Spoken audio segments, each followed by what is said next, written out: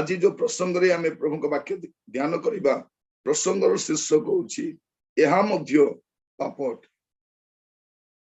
एहा मध्य पाप अटे आमे केतर विषय को या पाप नाही बोली भाबी बसु मुसे गुडा का आपण कहिबा पई चाहे जे एहा मध्य पाप अटे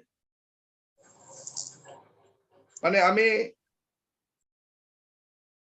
जा नकरिबा कथा ताहा करि देछु आ जा करिबा कथा ताहा करिनो जा करिबा कथा ता न करिबा मध्य पाप अटे खाली जा न करिबा कथा आमे करि देछु किंतु करिबा विषय को आमे करिनो ताजी आमे ए प्रसंग अल्प समय प्रभु का वाक्य ध्यान करिबा प्रसंग होछि एहा मध्य पाप अटे मस्त खोलंतु माथ्यू 25 पर्व 41 पदरु 41 पदरु आमे पढ़ी पढ़ी जिबा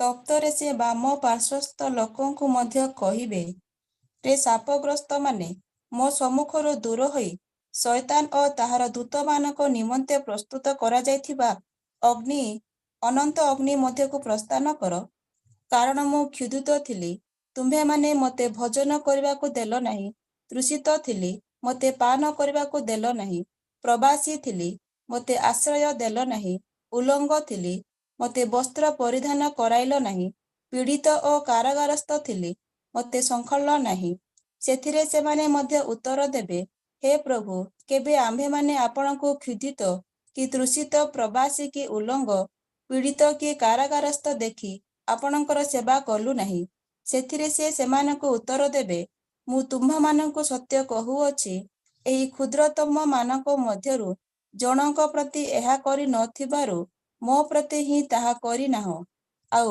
एमाने अनंत शास्ति किंतु धार्मिक माने अनंत जीवन भोग करिबा को जिबे एटा में देखु किछि लोकन को हम देखुछु जो माने अनंत अग्नि को जाउछु कोन पाई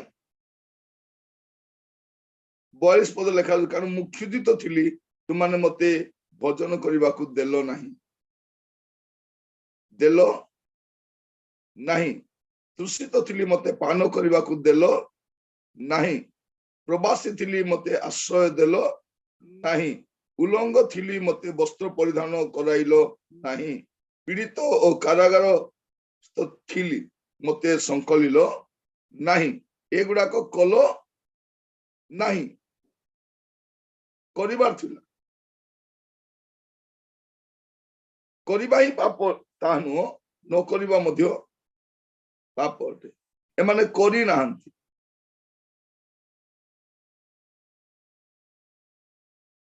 एमाने करि नाहंती प्रिय भाई बहन माने एहा मध्य पाप दे करिबा को जानि कि न करिबा मध्य करिबार थिला आपण को दे आमे गुडे पैसा हमरो खाइबा पीबारे मजा मजलिस रे आमद प्रमोद रे खर्च करूछु किंतु आमे एमानक पई चिंता करू नाहु आ एटा कोन करिवो शेष पद लेखा अछि एमाने अनंत शास्ति कोन शास्ति अनंत शास्ति प्रभु 2 दिन समान को दंड दे छाड़ी देबे ने अनंत शास्ति एहा मध्य पाप करितवा पाप का पाप नहीं न करितवा विषय मध्य पाप तेणु आपण मान कहिबा पई चाहे आगो को आमे सावधान हेबा दरकार सतर्क हेबा दरकार दोसर आज्ञा कोन लेखा अछि करो बोल लेखा अछि आ करो नाही बोली लेखा अछि जोटा करो नाही बोल को आजे सा करिवार नाही आ जा करो बोल करा ता करिबा पे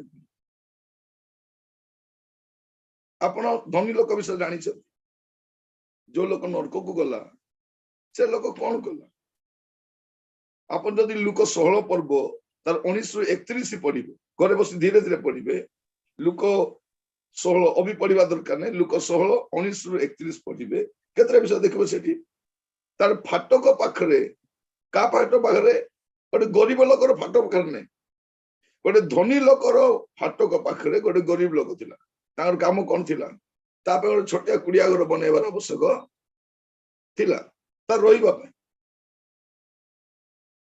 ଆଉ ଦ୍ୱିତୀୟ ବିଷୟ କଣ କରିବାର ଥିଲା ସେ ଯୋଉ ଖାଉଛି ସେଠୁ ଟିକେ ଦେବାର ଥିଲା ସେ କୋଉଟା ଖାଉଥିଲା ଯାହା ଫୋପାଡି ଦିଆଯାଉଥିଲା ମେଜ ତଳେ ଯୋଉଟା କୁକୁର ମାନଙ୍କ ପାଇଁ ଖାଦ୍ୟ ଥିଲା ସେଇଟା ସେ ଖାଉଥିଲା ଆଉ ତାର ଦେହବର୍ତ୍ତୀ ଘା ହେଇଥିଲା ତାର ସେ ଟ୍ରିଟମେଣ୍ଟ କଲେ କି କରିନାହାନ୍ତି ଆଉ ଯୋଉ କୁକୁର ମାନେ ତାର ଘା ଚାଟୁଥିଲେ ସେ କୁକୁର ମାନଙ୍କୁ ମଧ୍ୟ ସେ ଘୋଡାଇ ନାହାନ୍ତି ଚେନରେ ବାନ୍ଧି ନାହାନ୍ତି ଏଇଥିପାଇଁ ସେ ଲୋକ ନର୍କକୁ ଭାବି ଦେଖନ୍ତୁ ଏଇଠି ଲେଖା ଯାଇନି ସେ ଲୋକ ବ୍ୟଭିଚାର କଲା ସେ ଲୋକ ଚୋରି କଲା ସେ ଲୋକ ଅମୁକ କଲା ସେ ଲୋକ ଏତେ ଗୁଡେ ଲେଖା ହେଇନି ତାର କୌଣସି ଜଘନ୍ୟ ଅପରାଧ ନାହିଁ ସେ ଲୋକ କଣ କରିନାହିଁ ଯୋଉଟା କରିବା କଥା କରିନି ଏଇଟା ମଧ୍ୟ ପାପ ଅଟେ ଏଇଟା ମଧ୍ୟ ଜଣେ ଲୋକକୁ ନର୍କକୁ ନେଇଥାଏ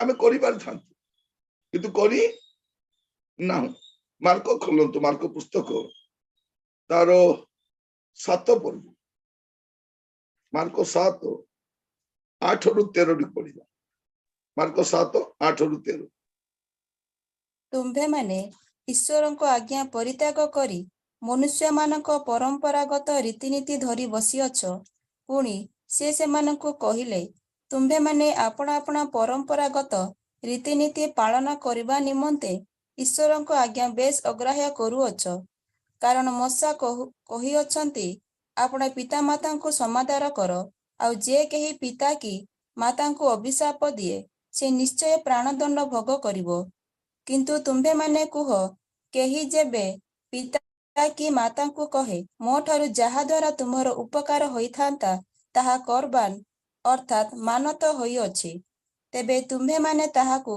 ତାହାର ପିତା କି ମାତାର କିଛି ଉପକାର କରିବାକୁ ଆଉ ଦେଉନଥାଅ ଏହି ରୂପେ ତୁମ୍ଭେମାନେ ସ୍ୱପ୍ରଚଳିତ ପରମ୍ପରାଗତ ରୀତିନୀତି ଯୋଗୁଁ ଈଶ୍ୱରଙ୍କ ବାକ୍ୟ ବ୍ୟର୍ଥ କରୁଅଛ ଓ ସେହି ପ୍ରକାର ଅନେକ କର୍ମ କରୁଅଛ ସେ ପୁନର୍ବାର ଲୋକ ଏଠି କଣ ଲେଖା ସମୂହ ଦେଖ ବସ୍ ବସ୍ ଠିକ ଅଛି ଥ୍ୟାଙ୍କ ୟୁ ଏଠି ଆମେ କଣ ଦେଖୁଛୁ ଦେଖନ୍ତୁ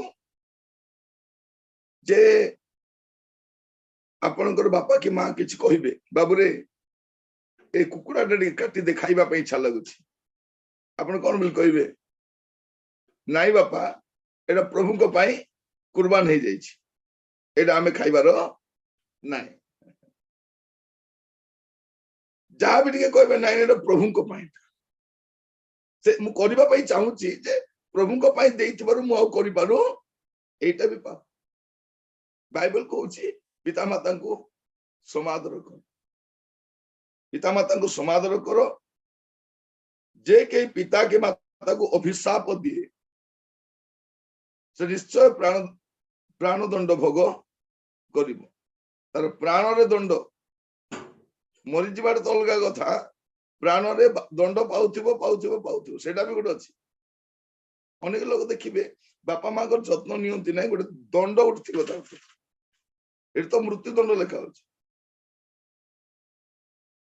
କଣ କହୁଛି ସେ ନାଇଁ ଏଇଟା ପ୍ରଭୁଙ୍କ ପାଇଁ କୁର୍ବାନ ହେଇଯାଇଛି ଏଇଟା ମୁଁ ପ୍ରଭୁଙ୍କ ପାଇଁ ଦେଇଦେଇଛି ତୁମ ପାଇଁ ତ କରିଥାନ୍ତି ଅନେକ ପୁଅ ଝିଅ ମାନଙ୍କୁ ଦେଖିବେ ବାପା ମାଙ୍କର ଯତ୍ନ ନେବେନି ନେଇଥାନ୍ତି ପରା ମୁଁ ସେବା କାର୍ଯ୍ୟରେ ବ୍ୟସ୍ତ ଅଛି ମୁଁ ନେଇଥାନ୍ତି ପରା ମୁଁ ଏଇଟା କରିଦେଇଥାନ୍ତି ନାଇଁ ନାଇଁ ଆପଣ କୁର୍ବାନ ହେଇଯାଇଛି ବୋଲି ଖସି ପାରିବେନି ମୁଁ ପ୍ରଭୁଙ୍କ ପାଇଁ ସମର୍ପିତ ହେଇଯାଇଛି ପ୍ରଭୁଙ୍କ ପାଇଁ ସମର୍ପିତ ହେଇଯାଇଛି ବୋଲି କଣ ବାପା ମାର ଯତ୍ନ ନେବନି ପ୍ରଭୁ ଯୀଶୁ ମରିବା ପୂର୍ବରୁ ତାଙ୍କ ମାଙ୍କର ବିଧବା ମାଙ୍କର ଥଇଥାନ କରିକି ମରିବା ପୂର୍ବରୁ ଅଳ୍ପ ସମୟ ପରେ ଯୀଶୁ ମରିଯିବେ କିନ୍ତୁ ମାକୁ ଅନଉଛନ୍ତି ସେ କଣ କରୁଛନ୍ତି ତାଙ୍କର ସବୁ ରହିବାର ବ୍ୟବସ୍ଥା କରିକି ସେ ମରୁଛନ୍ତି ମୁଁ ଯାଉଛି ଦେଖେ ତୋ କଥା ତୁ ବୁଝେ ମୋର କାମ ସରିଗଲା ନାଇଁ ତ ଏଇଠି ଦେଖୁଛୁ କଣ କୁର୍ବାନ ହେଇଯାଇଛି ବୋଲି କହୁଛୁ ମାନେ କେହି ଖସି ପାରିବନି ଏଇଟା ମଧ୍ୟ ପାପ ଅଟେ ଏଇଟା ମଧ୍ୟ ପାପ ଅଟେ ପ୍ରିୟ ଭାଇ ଭଉଣୀ ମାନେ ମୁଁ ଆପଣ ମାନଙ୍କୁ ଏଇଥିପାଇଁ କହୁଛି ଯେ ଆମେ ମନେ ରଖୁ ତେଣୁ ଆମେ ପ୍ରାର୍ଥନା କରିବା ସମୟ କଣ କରୁଛୁ ପ୍ରଭୁ ମୁଁ ଜାଣିକି କରିଥିବା ପାପ ଆଉ ମୁଁ ଅଜଣାତରେ କରିଥିବା ପାପ ପାଇଁ ମଧ୍ୟ ମତେ କ୍ଷମା କର ଆପଣ ଆଙ୍ଗ୍ଲିକାନ ପ୍ରେୟର ଦେଖିବେ ସେମାନେ ପ୍ରତି ରବିବାର ଦିନ ପ୍ରାର୍ଥନା କରିବା ସହ କରନ୍ତି ତାଙ୍କ ପ୍ରାର୍ଥନା ବହିରେ ଥାଏ ପ୍ରଭୁ ମୁଁ ଜାଣିକି କରିଥିବା ପାପ ଆଉ ମୁଁ ନ ଜାଣିକି କରିଥିବା ପାପ ସେଇଥିପାଇଁ ମତେ କ୍ଷମା ଦିଅ ମାନେ କରିବା ପାଇଁ ଜାଣିକି ନ କରିବା ମଧ୍ୟ ପାପ ଅଟେ ଦାନିଏଲ 4 ପର୍ବ 27 ପଦ ଦାନିଏଲ 4 ପର୍ବ ତାର 27 ପଦ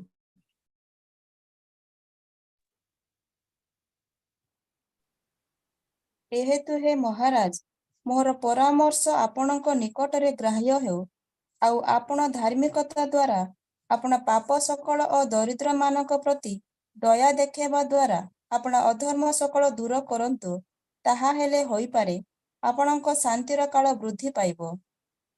ଏଠି କଣ ପରାମର୍ଶ ରାଜାକୁ ଦିଆଯାଉଛି ଏତୁ ହେ ମହାରାଜ ମୋର ପରାମର୍ଶ ଆପଣଙ୍କ ନିକଟରେ ଗ୍ରାହ୍ୟ ହେଉ ଆଉ ଆପଣ ଧାର୍ମିକତା ଦ୍ୱାରା ଆପଣ ପାପ ସକଳ ଓ ଦରିଦ୍ର ମାନ ପ୍ରତି ଦୟା ଦେଖାଇବା ଦ୍ୱାରା ଆପଣ ଅଧର୍ମ ସକଳ ଦୂର କରନ୍ତୁ ଦରିଦ୍ର ମାନଙ୍କ ପ୍ରତି ଦୟା ଦେଖାଇ ଏ ରାଜା ଦୟା ଦେଖାଇ ତାଙ୍କୁ କୁହାଯାଉଛି ତୁମର ଏଇଟା ସମସ୍ୟା ହେଇଛି ତୁମେ କଣ କର ବି ଦରିଦ୍ର ମାନଙ୍କ ପ୍ରତି ତୁମେ କରିନାହ ଉପକାର କରି ନାହ ଉପକାର ନ କରିବା ମଧ୍ୟ ପାପ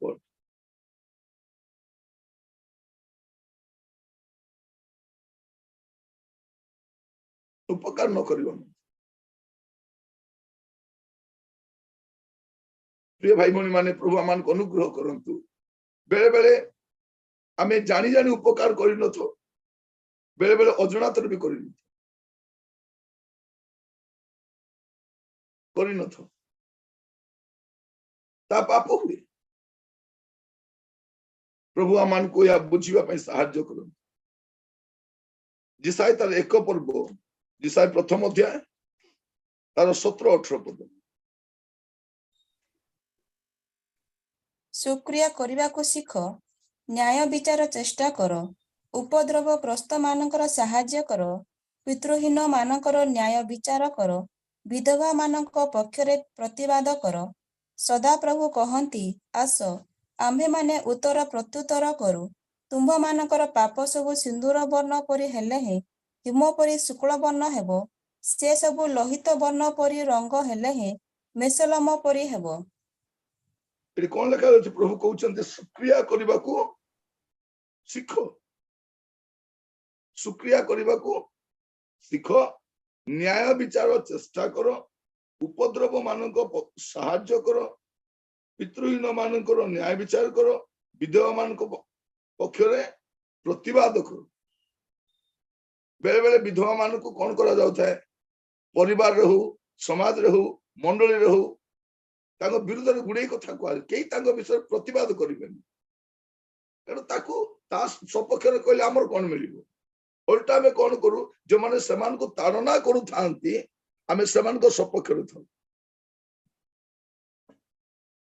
ସେମାନଙ୍କ ସପକ୍ଷରେ ଥାଉ ଆମେ ସେମାନଙ୍କ ସପକ୍ଷରେ ନଥାଉ ଯୋଉମାନେ ତାଡ଼ିତ ହଉଛନ୍ତି ଆମେ ତାଡ଼ନା କରିବା ଲୋକ ସପକ୍ଷରେ ଥାଉ ମନେ ରଖିଥାନ୍ତୁ ଏହା ମଧ୍ୟ ପାପ ଅଟେ ଜାଣିଛନ୍ତି ପ୍ରତିବାଦ କରିବା କଥା ଜାଣିଛନ୍ତି ସୁକ୍ରିୟା କରିବା କଥା ନ୍ୟାୟ ବିଚାର ଚେଷ୍ଟା କରିବା କଥା ଉପଦ୍ରବଗ୍ରସ୍ତ ଲୋକଙ୍କୁ ସାହାଯ୍ୟ କରିବା କଥା ଏଇଟା ମଧ୍ୟ ପାପ ଏହା ମଧ୍ୟ ପାପ ଅଟେ ଏଟା କରିଥିବା ପାପ ନାହିଁ ନ କରିଥିବା ପାପ sin of commission ନୁହଁ the sin of omission ଏଟା କରିଥିବା ପାପ ନାହିଁ ଏଟା ଜାଣିକି କରିନଥିବା ପାପ ପ୍ରଭୁ ଆମମାନଙ୍କୁ ସାହାଯ୍ୟ କରନ୍ତୁ ଏ ବାକ୍ୟ ପଢିବା ସମୟରେ ଆମେ ଯେପରି ମନେ ରଖୁ ଜାଣି ରଖୁ ଯେ ଏହା ମଧ୍ୟ ପାପ ଅଟେ ଜିସାଇ ପୁସ୍ତକ ଦେଖନ୍ତୁ 58 ପର୍ବ ତାର 6 ଆଉ 7 ଜିସାଇ 58 ତାର 6 ଆଉ 7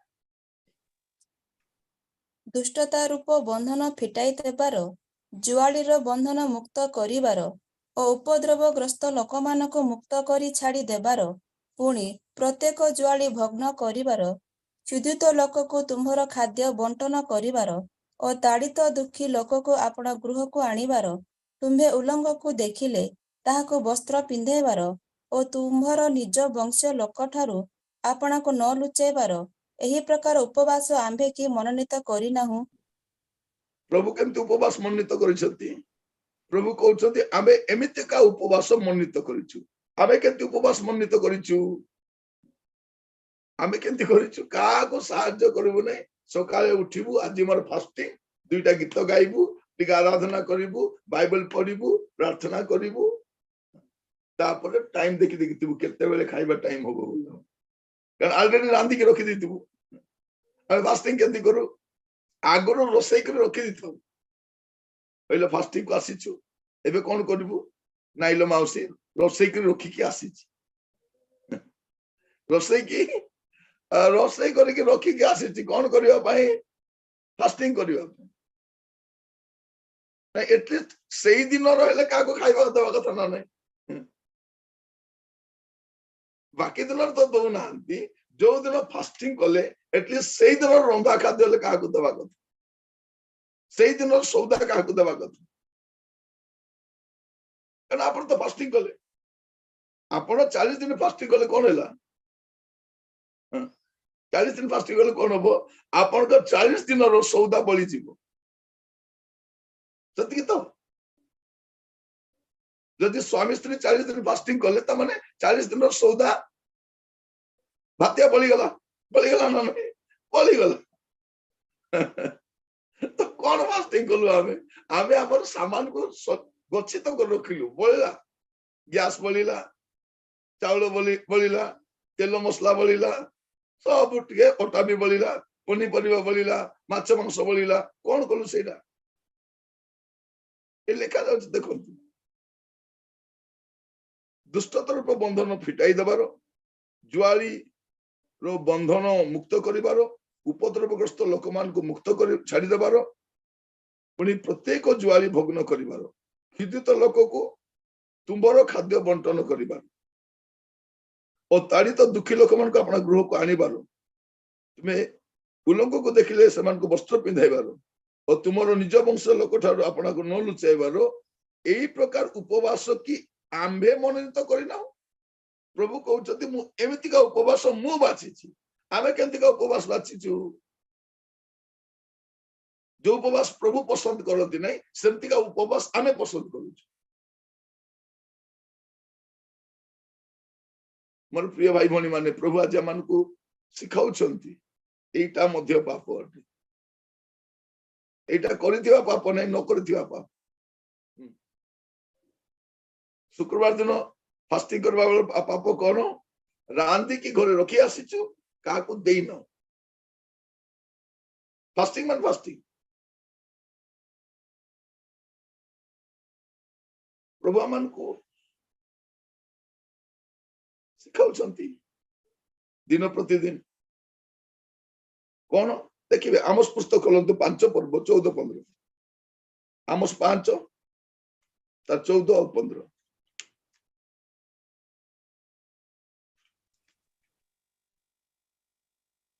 ତୁମ୍ଭେମାନେ ଯେପରି ବଞ୍ଚିବ, ଏଥିପାଇଁ ମନ୍ଦ ଚେଷ୍ଟା ନ କର, ଭଲ ଚେଷ୍ଟା କର। ତହିଁରେ ତୁମ୍ଭମାନଙ୍କର ବାକ୍ୟ ଅନୁସାରେ ସଦାପ୍ରଭୁ ସୈନ୍ୟାଧିପତି ପରମେଶ୍ୱର ତୁମ୍ଭମାନଙ୍କର ସହବର୍ତ୍ତୀ ହେବେ। ମନ୍ଦକୁ ଘୃଣା କର, ଭଲକୁ ଭଲ ପାଅ ଓ ନଗର ଦ୍ୱାରରେ ନ୍ୟାୟ ବିଚାର କର। ହୋଇପାରେ ସଦାପ୍ରଭୁ ସୈନ୍ୟାଧିପତି ପରମେଶ୍ୱର ଯୋସେଫର ଅବଶିଷ୍ଟାଂଶ ପ୍ରତି କୃପାମୟ ହେବେ। କଣ ଲେଖା ଅଛି? ମନ୍ଦକୁ ଘୃଣା କର, ଭଲକୁ ଭଲ ପାଅ। ଆମେ କରିନାଉ ସେଟା। ନଗର ଦ୍ୱାରରେ ନ୍ୟାୟ ବିଚାର କର, ଏଗୁଡା କରିନ। ଏଟା ହଉଛି କରିନଥିବା ପାପ। କରିବାର ଥିଲା କିନ୍ତୁ ଆମେ କଣ କରିନାଉ? ଆମେ କରିନାଉ। ବାପ୍ତିଜକ ଜନ ସେଠି କଣ ଶିକ୍ଷା ଦଉଛନ୍ତି? ଜଣେ ବାପ୍ତିସ୍ମ ନେବାକୁ ଯାଇଛନ୍ତି, କଣ ବୋଲି କହୁଛନ୍ତି? ଯାହାର ଖାଇବାକୁ ନାହିଁ ତାହାକୁ ଖାଇବାକୁ ଦିଅ, ଯାହାର 2ଟି ଅଙ୍ଗ ରଖା ଅଛି ସେ ଗୋଟେ ଦଉ। ମନ ପରିବର୍ତ୍ତନ ମାନେ କଣ? स्वभाव परिवर्तन, चालीचरण परिवर्तन, व्यवहार परिवर्तन। से कौन कहते छल कि बल कार जिनस हरण कर ना। पुलिस मान को कौन कहते तुम दरमार तुम संतुष्ट होकर थाओ, उपरी आड़ को जाओ नहीं। सकाले बाहरी पड़े रास्ता जो गाड़ी मन ठिया डर की पैसा दे कर दवा कथा आ सियाडू माछ मांस अंडा छतु पनीर और जलखिया। मु जाने मुझे पवन रे कथा होने मुझे मोर सांग घर को जाइली ता बाबा पुलिस कहले बाबा तू आज आम घर खाइबू है तो आम घर रही आज रही जीव तू केबे तो आसुन रही जीव खाली बेग गुड़ धरिकी बाहर खाली बेग गुड़ धरिकी बाहर पूरा मुणा भर्ती कर आनिले पूरा भर्ती कर आनिले तापर रसैला खाइलु तापर छकरे ठिया आइचु लोक मैंने गाली कर ये बुढ़ा सकाले आसुची बेग टा धरिकी सब गोटे की पलाउची आसिकी हमको सबको करूची गाड़ी बंद कर धमके की नउची देखिबे सकाल राउंड बुली देबे पुलिस माने कौन उपरी सेटा आज समय लांच नदेले किसी काम होनी छोटिया काम भी लांच दरकार कौन जगार से पेपर हलिब ना जदि लांच देवे ना से पेपर से हलिब भी ना सिग्नेचर फिग्नेचर अलग से जगह जल्दी पड़ी पड़ी केबेरु पड़ी छोट कामटा छोट कामटा मुझे चाहे परिवर्तन विषय कौन कहते तुम जदि दुईटी अंग रखा अच्छी तुम दियो जे क्षुदित तो खाइबा को दियो भजन कराओ तो एटा अछि परिवर्तन से होचंती पुरातन नियम रो शेष भाववादी जे कि नूतन नियम और पुरातन नियम को जोड़ुचंती से होचंती ब्रिज दुईटा न्यू टेस्टामेंट ओल्ड टेस्टामेंट रो मझिरो ब्रिज ता किए बाप्ती जगत से पुरातन नियम और नूतन नियम को से लिंक करूछन आमर से लिंक टा फेली जाइछि से लिंक टा फेली जाइछि मोर प्रिय भाई भणी माने प्रभु कर अनुग्रह प्रभु कर दया जेपरि आमे प्रत्येक आज आमर जीवन को प्रतिटी विषय को आमे सजाडू आमे कौन करू अधर्म काम तो छाड़िबा किंतु धार्मिकता को भी भलो पाइबा भलो पाइबार अछि एबरी तारो एक पर्व 9 पद एबरी प्रथम अध्याय तारो 9 पद तुम्हें धार्मिकता को प्रेम करियछ और अधार्मिकता को घृणा करियछ तेणु ईश्वर तुम्हार संगी मानक अपेक्षा तुमको अधिक आनंद रूप तଳରେ अभिषिक्त करियछन्ति। तुम्हें कौन करिछो धार्मिकता को भलो पाइछ एथि पाए प्रभु कौन करिछन्ति आनंद रूप तैल रे हमको आनंद रूप तैल अछि कि नाही चर्च रे गले आनंद नाही घरे बसले आनंद नाही मीटिंग रे आनंद नाही कोठी खाली मुंह सुखाई के बसुछ से मरड़ी धरतिबा कुकुड़ा को देखिछन्ति से पूरा डल लेकी थी कौन कर ब्रॉयलर कुकुड़ा बोले तार मुहर केबे पानी भी नथि काहे कि आनंद रूप तैल नहीं धार्मिकता को भलो पाए जोड़ा उत्तम विषय ताको मन भलो पाइबा दरकार आसु आज हम चेष्टा करिबा प्रभु को कतरे प्रार्थना करिबा जे प्रभु मते सहायता करू जेपरि मु जहा करू नै ताहा करी गुडे विषय करिबार थिला करिबा उचित नथिला छाडी देलु ता करिबा कथा नु किंतु जहा करिबा कथा ता एबे करू न ता करू प्रिय भाई भणी माने प्रभु आज आमान को ताको वाक्य जरिया सिखाउछ पद पढ़िबा गीत संहिता तारो 34 तारो 14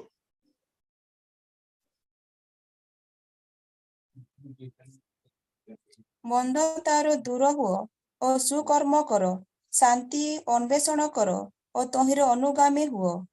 कौन लगा छी मंदता रु दूर हुओ सुकर्म करो मंदता रु दूर हुओ ସୁକର୍ମ କର। 37 ଗୀତ ସଂହିତା 37 ମନ୍ଦ ଠାରୁ ଦୂର ହୁଅ ଓ ସୁକର୍ମ କର, ପୁଣି ଅନନ୍ତ କାଳ ବାସ କର। କଣ ଲେଖା ଅଛି? ମନ୍ଦ ଠାରୁ ଦୂର ହୁଅ, ସୁକର୍ମ କର, ପୁଣି କେତେ କାଳ? ଅନନ୍ତ କାଳ ବାସ କର। ଯଦି ଜଣେ ଲୋକ ମନ୍ଦ ଠାରୁ ଦୂର ହବ ଆଉ ସୁକର୍ମ କରିବ, ସେ କେତେ ଦିନ ବାସ କରିବ? ଅନନ୍ତ ଶାସ୍ତି ନୁହେଁ, ଅନନ୍ତ ଜୀବନ ସେ ଭୋଗ କରିବ। ରୋମିଓ 12 ପର୍ବ ତାର 9 ପଦ। ରୋମିଓ 12 ପର୍ବ ତାର 9 ପଦ। ପ୍ରେମ ନିଷ୍କପଟ ହେଉ, ଯାହା ମନ୍ଦ ତାହା ଘୃଣା କର, ଯାହା ଉତ୍ତମ ସେଥିରେ ଆସକ୍ତ ହୁଅ। କଣ ଲେଖା ଯାଉଛି ଏଠି? ପ୍ରେମ ନିଷ୍କପଟ ହଉ। ଗୋଟେ କପଟତାସ୍ଥ ପ୍ରେମ ନୁହେଁ, ପ୍ରେମ ନିଷ୍କପଟ ହଉ, ଯାହା ମନ୍ଦ ତାହା ତ ଘୃଣା କଲୁ, ଯାହା ଉତ୍ତମ ତାହା ବି ଧରି ରଖିବାର ଅଛି। ମନ୍ଦତା ଛାଡି ଦେଇଛୁ, କିନ୍ତୁ ଉତ୍ତମତା ବି ଛାଡିବାନି। ଏଇଟା ମୁଁ କହିବା ପାଇଁ ଚାହେଁ। ଆଗ କଣ କରୁଥିଲୁ? ରାଗିଥିଲୁ, ଝଗଡା କରୁଥିଲୁ, ଆମର ପଡୋଶୀ ଲୋକ ଯଦି ଖାଇ ନଥିବ ଭୋକରେ ମରୁ, ସେ ମରୁ। କାରଣ ଆମେ ପରିବର୍ତ୍ତନ ନେଇନଥିଲୁ। ଏବେ ପରିବର୍ତ୍ତନ ହେଲା ପରେ ବି ତାକୁ ଭୋକରେ ମରୁ ବୋଲି ଛାଡି ପାରିବାନି। କଣ କରିବା ଲେଖା ଯାଉଛି ଏଠି? ଯାହା ମନ୍ଦ ତାହା ଘୃଣା କର, ତା ତ ଘୃଣା କରିବା ପାଇଁ ପଡିବ। ଯାହା ଉତ୍ତମ ସେଥିରେ ଆସକ୍ତ। ଆପଣ ଜାଣିଲେ ଯାହା ଯାହା ଉତ୍ତମ, ଭାଇ ଭଉଣୀ ମାନେ ଯାହା ଯାହା ଉତ୍ତମ ସେଇଠି ଆସକ୍ତ ହେବ। କାରଣ ଜାଣିକି ନ କରିବାଟା ମଧ୍ୟ ପାପ ଅଟେ। ଏଇଟା ମଧ୍ୟ ପାପ। ବାଇବଲରେ ଗୁଡିଏ ବିଷୟ ପାପ ଲେଖା ଯାଉଛି, କିନ୍ତୁ ଏଇଟା ମଧ୍ୟ ପାପ ଅଟେ। ଏଇଟା ମଧ୍ୟ ପାପ। ପ୍ରଭୁ ଆମମାନଙ୍କୁ ଅନୁଗ୍ରହ କରନ୍ତୁ। ଆଜି ବାକ୍ୟ ଶୁଣିବା ସମୟରେ ଆମର ଜୀବନରେ ଆମେ ଆଗକୁ ବଢୁ। କର୍ମ ବିନା ବିଶ୍ୱାସ ମୃତ ଅଟେ। ଆମେ କର୍ମ ଦ୍ୱାରା ପରିତ୍ରାଣ ପାଇନାହୁଁ, କିନ୍ତୁ କର୍ମ କରିବା ପାଇଁ ପରିତ୍ରାଣ ପାଇଛୁ। ମୁଁ ପୁଣି ଥରେ କହିବା ପାଇଁ ଚାହେଁ, କର୍ମ ବିନା ବିଶ୍ୱାସ ମୃତ। ଆମେ କର୍ମ ଦ୍ୱାରା, କୌଣସି ଉତ୍ତମ କର୍ମ ଦ୍ୱାରା ପରିତ୍ରାଣ ପାଇନାହୁଁ, କିନ୍ତୁ ଉତ୍ତମ କର୍ମ କରିବା ପାଇଁ ପରିତ୍ରାଣ ପାଇଛୁ। ଉତ୍ତମ କର୍ମ ଦ୍ୱାରା କେହି ପରିତ୍ରାଣ ପାଇନି। ଆମ ଦେଶର ଲୋକମାନେ ଉତ୍ତମ କର୍ମ କରିଚାଲନ୍ତି, ଉତ୍ତମ କର୍ମ ପରିତ୍ରାଣ ଦିଏ ନାହିଁ। ପରିତ୍ରାଣ ପ୍ରଭୁ ଯୀଶୁ ଖ୍ରୀଷ୍ଟ ଦିଅନ୍ତି। ଆଉ ପରିତ୍ରାଣ ପାଇଲା ପରେ ଆମକୁ କଣ କରିବାର ଅଛି? ଉତ୍ତମ କର୍ମ କରିବାର ଅଛି। ଆପଣ ଜାଣିକି ବେଳେ ବେଳେ ମୁଁ ଜାଣିଛି, ମୁଁ ଜାଣି କରିନାହିଁ, ମୁଁ ଜାଣିକି କରିନାହିଁ ପରା, ତାଙ୍କୁ ଦେଖିଲେ ମୋର ବିପି ବଢି ଯାଉଛି, ସେଇଥିପାଇଁ ମୁଁ କରିନାହିଁ, ସେଇଥିପାଇଁ ମୁଁ ଦେଇନାହିଁ। ମୁଁ ଜାଣିଛି, ଜାଣିନାହିଁ କି? ଜାଣିଛି। ଜଣେ ଭୋକିଲା ଅଛି, ମୁଁ ଜାଣିଛି ନା ନାହିଁ? ଜାଣିଛି, କିନ୍ତୁ ମୁଁ ରାଗିଛି। ଆଜି ସେ ଭୋକରେ ରୁହନ୍ତି, ମୁଁ ଜାଣିଛି ସେ ଭୋକରେ ଅଛନ୍ତି, ମୁଁ ଜାଣିଛି ସେ ଖାଦ୍ୟ ଆବଶ୍ୟକ କରନ୍ତି, କିନ୍ତୁ ମୁଁ ଦେଇନାହିଁ, ମୁଁ କରିନାହିଁ। ଏଇଟା ମଧ୍ୟ ପାପ ଅଟେ। ମୁଁ ଆପଣ ମାନଙ୍କୁ କହୁଥିଲି, ସେ ଧନୀ ଲୋକର ପାପ କଣ? ସେ ଧନୀ ଲୋକର ପାପ ହଉଛି ସେ ଗରିବ ଲୋକ ତା ଫାଟକ ପାଖରେ ପଡିଛି, ତା ଯତ୍ନ ନେଇନି। ଗୋଟେ ଛୋଟିଆ, ମୁଁ କହୁନି ତାକୁ ସେ ତାର ମହଲରେ ନେଇ ରଖୁ ବୋଲି, ତା ପାଇଁ ଗୋଟେ ଛୋଟିଆ ଆଉଟରରେ ଗୋଟେ ଛୋଟିଆ କୁଡିଆ ନିଶ୍ଚିତ ତାର ଥିବ। ଏତେ ଧନୀ ଲୋକମାନେ ତାର ଅନ୍ୟ ଆଡେ ବି ଘର ଗୁଡାକ ଥିବ। କହିತಾರೆ ସେ ଆମର ସେ ଜମି ପାଖରେ ଛୋଟିଆ କୁଡିଆ ଅଛି, ସେଠି ଯାଇକି ରହୁ। ସେ ଖାଇବା ସମୟ ଟିକେ ତାକୁ ନେଇକି ଦିଅ। ନାଇଁ, ଆମେ ଆମର କୁକୁର ମାନଙ୍କୁ ଟାଇମଲି ଖାଇବାକୁ ଦଉଛୁ। ଜଣେ ଲୋକ କୁକୁର ପଡି ଆମ ଦାଣ୍ଡରେ ପଡି ରହିଛି, ଆମେ ଦଉନୁ। କଣ ଲେଖା ଯାଉଛି? ସେ ଖାଦ୍ୟ ଦେଲା ନାହିଁ, ସେ ତାକୁ ମେଡିକାଲ ହେଲ୍ପ ଦେଲା ନାହିଁ, କୁକୁର ମାନଙ୍କୁ ଶିଙ୍କୁଳିରେ ବାନ୍ଧିଲା ନାହିଁ, ସେ ତା ପାଇଁ ରହିବାର ବ୍ୟବସ୍ଥା କଲା ନାହିଁ। ୟାର ପରିଣାମ ବଶତଃ ସେ ଲୋକ ନର୍କରେ କଲବଲ ହଉଛି, ନର୍କରେ କଲବଲ ହଉଛି। ପ୍ରିୟ ଭାଇ ଭଉଣୀ ମାନେ, ଆସୁ ଆମେ ଚେଷ୍ଟା କରୁ ଆମ ଦ୍ୱାରା ଯାହା ହେଇପାରିବ। କୁର୍ବାନ ବୋଲି ଖସି ପଳେଇବେନି। ए पैसाटा मु प्रभु को देबी बोली रखिछि तो सेइत पय मु तांको पे किछि कली नै प्रभु कोन करबे आपन को पैसा नै कि आपन ता व्यवस्था करू तार खाइबार व्यवस्था करू तार रहिबार व्यवस्था करू मोर प्रिय भाई भनी माने आमान को जीवन रे अनेक विषय में करि पारि था सुक्रिया करबा को सिखो बाइबल कहूची ए प्रकार उपवास कि आमे मन्नित करिन मंद को गुना करंतु किंतु भल विषय को भल पा देखा होची भल को भल पा जानी कि न करिबा मध्य पाप एटा मध्य पाप करितिबा तो पाप पाप हटे न करितिबा मध्य पाप हटे करिबाटा मध्य पाप आउ जानी कि न करिबाटा मध्य पाप प्रार्थना करिबा पिता परमेश्वर आपन को धन्यवाद दउछि आपन वाक्य जरिया रे आमान को सहित कथा हिचन प्रभु यह मध्य पाप हटे हम अनेक जानी नथि जनातर अजनातर प्रकार पाप आमदि हिछि प्रभु